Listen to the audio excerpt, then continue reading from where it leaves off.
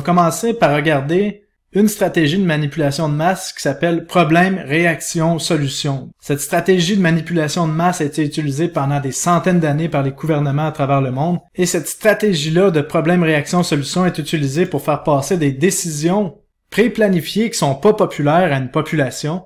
Donc, qu'est-ce qu'on fait? C'est qu'on crée un problème qui va amener des émotions à la population, et ces émotions-là, on va détourner l'énergie en arrivant avec une solution qui est déjà faite.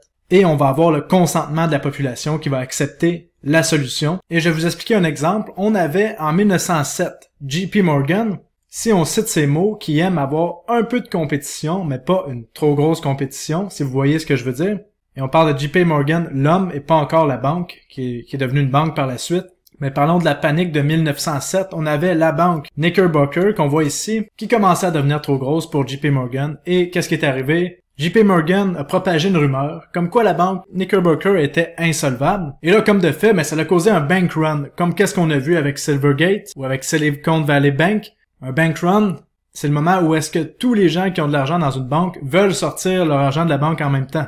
Je vous recommande d'écouter ma vidéo précédente pour en comprendre plus sur qu'est-ce qui s'est passé avec ces deux banques-là. Mais bon, on a eu la rumeur, les gens couraient pour sortir leur argent de la banque, et là, comme toute banque, Knickerbocker, c'était pas différent.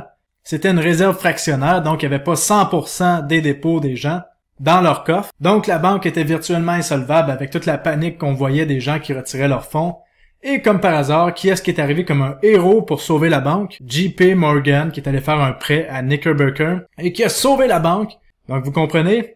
Problème, réaction, solution. Et après ça, JP Morgan, rappelez-vous que les personnes qui font les prêts, c'est les personnes qui sont en contrôle dans la relation. Donc, JP Morgan contrôlait la banque via son prêt qui venait de la sauver.